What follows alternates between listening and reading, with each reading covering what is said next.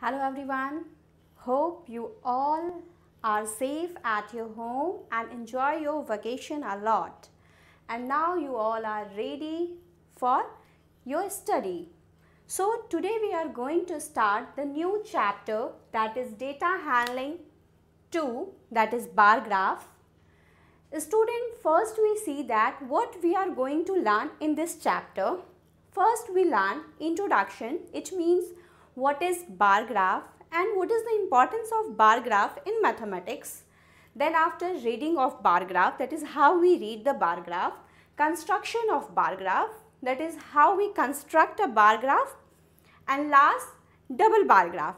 In this video we are going to cover two topics, that is introduction part and reading of bar graph, that is how we read bar graph. So let's start. So first we learn what is bar graph. Student, bar graph is pictorial or graphical representation of numerical data in the form of rectangular bars of uniform width. Bar graph is pictorial representation, pictorial or graphical representation of numerical data in the form of rectangular bars of uniform width. Rectangular bars, these are bars, these are vertical bars, and when we draw the bars like this is horizontal bar. The shape of this bar is rectangle, so we can say this bar is rectangular bars. So what is bar graph? Bar graph is pictorial or graphical representation of numerical data in the form of rectangular bars of uniform width. Student, in bar graph, some points you have to keep in your mind, that is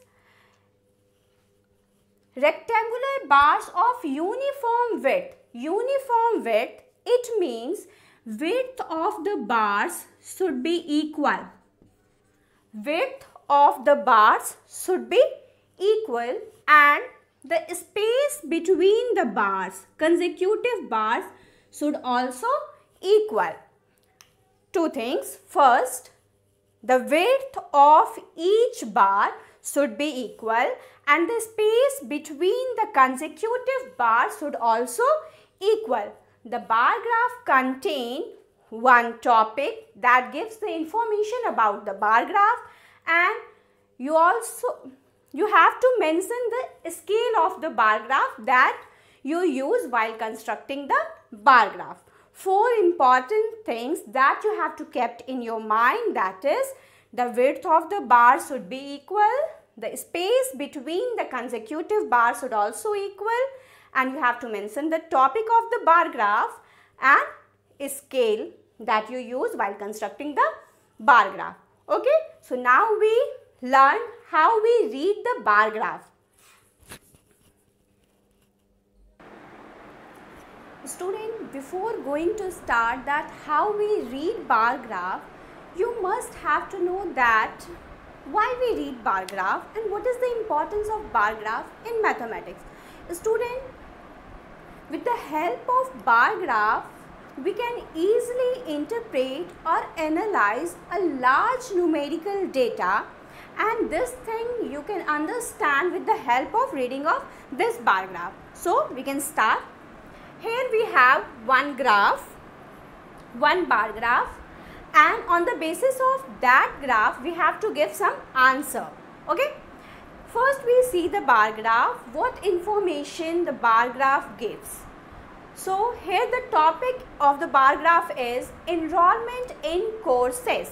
Okay, this bar graph depicts that the number of enrollment in different courses in any university, that the courses are chemistry, physics, economics, political science and psychology. Okay, and on the basis of this bar graph we have to give the answer of some question. Read the bar graph and answer the following question. And our first question is, which courses has the most student enroll in it? Which courses has the most student enroll in it. First we read the bar graph. Okay, when we read the bar graph, what we see in course of chemistry, how many student enrolled? This is 150 student. Okay, in course of physics, how many student enrolled?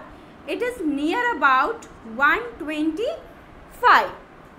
In course of economics, the number of enrollment is 300. In course of political science, the number of enrollment is 250, and similarly in course of psychology, the number of enrollment is approx 160. So the first question, which courses has the student enroll in it? Which courses has the most student? And we can easily get the answer from this bar graph that in economics the enrollment is higher. So our answer is in economics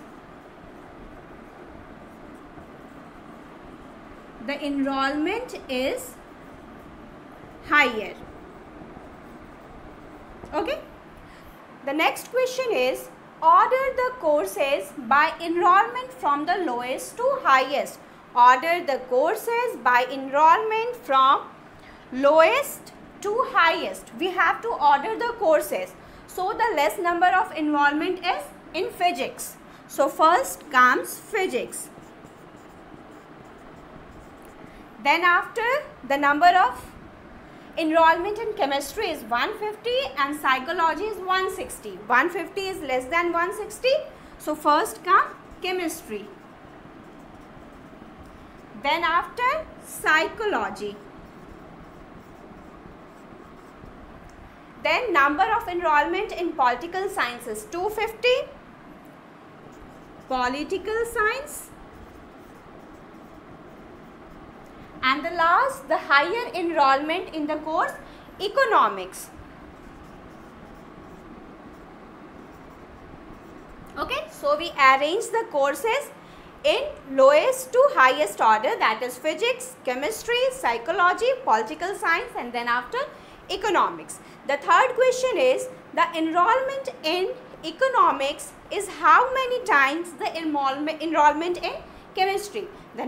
The enrollment in economics is how many times the enrollment in chemistry. Student, we see here that the enrollment in economics is 300 and the enrollment in chemistry is 150. 300 is 2 times 150. So, enrollment in economics is 2 times the enrollment in chemistry. So, in this way, we can read the bar graph and give the answer of the following question. So, we take one more example. Here we have the second example. This bar graph shows the weather condition in Simla in the month of January, and on the x-axis the types of weather represent and on the y-axis number of days represent. We have to give answer of the following question on the basis of this bar graph. So first we read this bar graph. Okay, there are 5 types of weather, that is rainy, snowy, sunny, wind and clear days. So the number of rainy days in month of January in Simla is 5. The number of snowy days in month of January in Simla is 3. Number of sunny days 10. Number of wind days 5. And number of clear day is approx 8. Now we give answer of the following question. The first question is, how many rainy days were there in January? How many rainy days? So number of rainy days is 5. So what is the answer here? Number of rainy days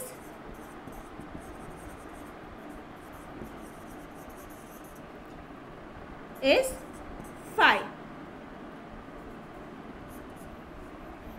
How many clear days were there? How many clear days? 8. So the answer is number of clear days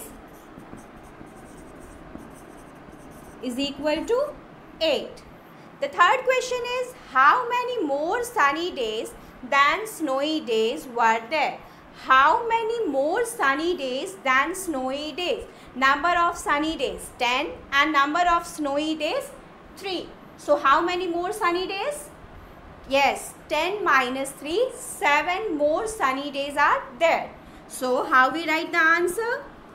10 minus 3 is equal to 7 more sunny days than snowy days. Okay. The last question is, are there more rainy days or wind days? Are there more rainy days or wind days? So number of rainy days 5 and number of wind days is also 5. So the number of rainy days and number of wind days are equal.